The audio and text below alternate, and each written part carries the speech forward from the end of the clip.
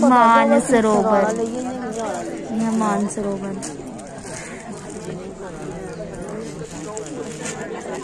मानसरोवर की दिखिए एक कोटेशन चिताई है स्वर्गवासी पद्मा सचदेव होंगी इस साल। वीर डोगरे मानसरोवर पैर न धोइए आए दे, अपनी धरती दुश्मन कोला कदू दी खोइए आए दे।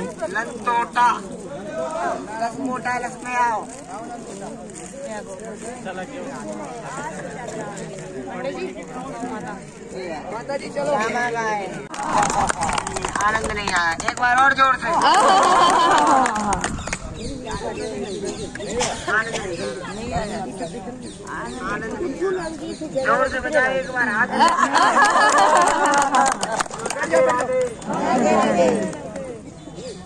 ये जो स्थान है इसको मानसरोवर। ये सरोवर बना हुआ है राधा रानी के अश्रुओं से बना हुआ है। कभी इधर ध्यान दें, फिर बाद में कह दे पंडित जी हम नहीं सुन पाए, हम नहीं सुन पाए। मुझे ठंड लग गई है। बोलो बोलो। ध्यान दें, सभी लोग बातें ना करें, पूरी बस करता रहता बात करने के लिए। ये जो सरोवर है राधा रानी के आंसुओं से निकला हुआ, अश्रु धारा से निकला हुआ है। वैसे तो निकुंज भाव में ठाकुर जी और राधा रानी की बहुत मान लीला आई है। राधा रानी को हमेशा मान करते रहिए और ठाकुर जी हमेशा मनाते रहे। वैसे सबसे बड़ी बात अगर कोई रूठ जाए तो बहुत बड़ी बात है, कुछ ज्यादा बड़ी बात नहीं। आप किसी को आपसे कोई व्यक्ति रुष्ट हो जाए तो कोई बड़ी बात नहीं है, किंतु रूठे हुए व्यक्ति को मनाना ये बहुत बड़ी बात है। ठाकुर जी का एक नाम है मान विमोचन पंडिता, मतलब मनाने में पंडित है ठाकुर जी। राधा रानी तो हमारी छोटी छोटी बातों पर रुष्ट हो जाती है, किंतु ठाकुर जी हमारे इतने चतुर हैं, इतने प्यारे हैं कि राधा रानी को हर बार मना लेते। एक बार राधा रानी और ठाकुर जी चंद्रमा की चांदनी में बैठे हुए थे और ठाकुर जी ने राधा रानी की बहनी को घोटा। छुट्टियां घूटते ना लंबी वाली, हमारे यहाँ उसे बहनी कहते हैं। बहनी को घोटा और घूट करके राधा रानी ने अपना मुख शीशा में देखा तो ठाकुर जी ने पूछा, है किशोरी जी आप तो यह बताएं कि आपका मुख ज्यादा सुंदर लग रहा है या मेरा मुख ज्यादा सुंदर लग रहा है। राधा रानी ने कहा, प्यारे मैं आपको बता तो दूंगी किंतु आप बुरा मान जाओगे। ठाकुर जी बोले, इसमें बुरे मानने वाली बात है, जो सच है वह आप बोल देना। राधा रानी ने कहा, प्यारे मेरा मुख तो ऐसा लग रहा है जैसे चंदा की पुजारी, जैसे चंद्रमा में तेज होता है, मेरा मुख ऐसा लग रहा है। और आपका मुख ऐसा लग रहा है। ठाकुर जी बोले, कैसा लग रहा है? रहने तो आप बुरा मान जाओगे। ठाकुर जी बोले, जब आपका चंद्रमा जैसा लग रहा है तो मेरा सूरज से क्या कम होगा। राधा रानी बोली, आपको बुरा लग जाएगा अगर मैंने बता दी तो। ठाकुर जी नहीं माने तो राधा रानी ने कहा, मेरा आपको मुख तो ऐसा है जैसे चंदा की पुजारी। ठाकुर जी ने कही, पर आपने मेरा मुख ना बताया।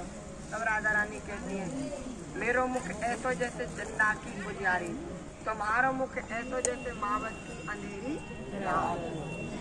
प्यारे मेरा मुख तो ऐसा लगता है जैसे चंद्रमा पूर्णिमा की रात्रि में अपनी कलाओं के साथ उदय होता है, प्रकाशमान रहता है, तेज रहता है। और आपका मुख ऐसा लग रहा है जैसे मावत की अंधेरी रात। ठाकुर जी रुष्ट हो गए, मुंह लटक गया, महाराज की इज्जत होगी बहुत बड़ी।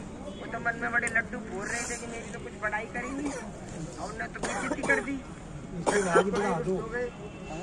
राधा रानी ने ठाकुर जी को मनाया, आप बुरा मत मानिए। ठाकुर जी बोले, एक बात मैं भी बोलूं? राधा रानी ने कहा, बोलो। ठाकुर जी कहते हैं कि राधा रानी, यह जो चंद्रमा है ना काली रात में ही शोभा पाता है, दिन में तो इसको भी कोई नहीं पूछता। बोलो राधे राधे। आप मेरी वजह से शोभा पाती हो, मैं काला हूँ, आप गोरी हो, इसलिए आप ज्यादा दिखती हो सबको सुंदर। अगर मैं भी सुंदर होता तो आपको कोई नहीं पूछता। ऐसा बोला तो राधा रानी रुष्ट हो गई, ये आप तो मेरा परिहास कर रहे हैं। और राधा रानी बड़ी छोटी बातों में अश्रु आ जाते हैं। जब ऐसा बोला ठाकुर जी हंसी करने लगे तो राधा रानी रुष्ट हो गई और रुष्ट होकर के इस स्थान पे आकर के बैठ गई। ठाकुर जी ने बहुत मनाया। ठाकुर जी बोले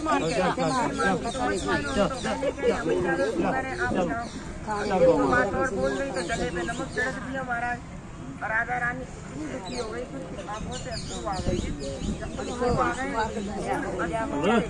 सुनो, कहते ठाकुर जी संसार में हर एक वस्तु बर्दाश्त कर सकते हैं, किंतु राधा रानी की आंखों में आंसू बर्दाश्त नहीं कर सकते। जब राधा रानी को रोते हुए देखा तो ठाकुर जी हमारे द्रवीभूत हो गए, पिघल गए। द्रवीभूत का मतलब होता है पिघलना। ठाकुर जी ने राधा रानी को साष्टांग प्रणाम किया और कहा है कि सोचो आप मेरे अपराध को क्षमा करें। जब ठाकुर जी लम्बे पड़ के राधा रानी से क्षमा मांगने लगे तो राधा रानी जितनी कोमल रूठ जाती है उतना ही उनका उदार हृदय है। वह उठ करके खड़ी हुई और ठाकुर जी को अपने गले से लगा लिया। बोलो युगल जोड़ी सरकार। राधा जोड़ी पर रोक दिया, पहरेदारी कर रही थी। शंकर भगवान पुरुष का अधिकार नहीं है रास में तो स्त्री का ही अधिकार है। बोले बाबा बोले अब हम स्त्री कैसे बनेंगे? तो लता जी ने बताया कि आप प्रेम सरोवर में जाइए, वहाँ पर आप स्नान करिए तो आपको गोपी भाव आएगा। फिर आप मानसरोवर जाइए, वहाँ पे आप स्नान करिए, फिर आपको गोपी भाव आएगा। फिर आप चंद्र सरोवर जाना, वहाँ पे आप स्नान करोगे तो वहाँ पे आपको गोपी वेश धारण हो जाएगा। तो भोले बाबा इस स्थान पे आए, यहाँ पे आकर के उन्होंने स्नान किया तो उनके अंदर गोपी भाव आ गया। बताइए संसार में कितने पुरुष और कितने स्त्री हैं? कोई बता सकता है? हम बताएं? बताओ।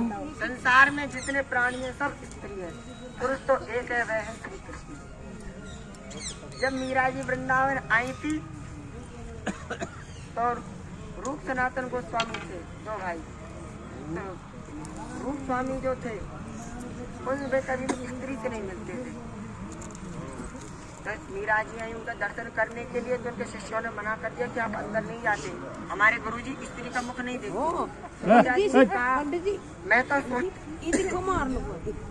मैं तो सोचती थी कि संसार में एक ही मारने नहीं, वो खाने का मंगा दी, मार दी। सुनो रे, उन स्वामी जी ने सुना कि यह कोई साधारण व्यक्ति नहीं है जो ये बात कर रहा है। तो मैं कुटिया से निकल के आए और मीरा जी को प्रणाम किया। आपने तो बहुत बड़ी बात बोली, संसार में जितने व्यक्ति हैं सब स्त्री हैं और पुरुष तो एक ही है, वह हमारे ठाकुर जी। किंतु स्त्री होने के बावजूद भी किसी के अंदर गोपी भाव नहीं है। आप इस स्थान पे आए हो, यहाँ पे आकर आचमन करो, क्षमता है तो यहाँ पे स्नान करो, इससे आपको अवश्य गोपी भाव आएगा, इसमें कोई संदेह नहीं है। बोलो राधा रानी सरकार की जय, बाल कृष्ण लाल की जय। अरे जोर से बोलो जय। राधा रानी की जय।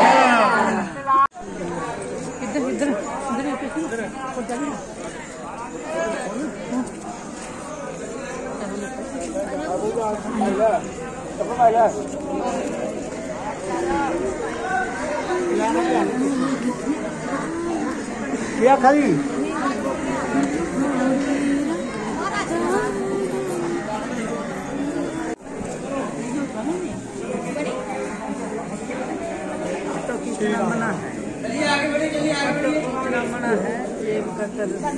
ड्राइवर की फोटो खींचना मना है। चलो चलो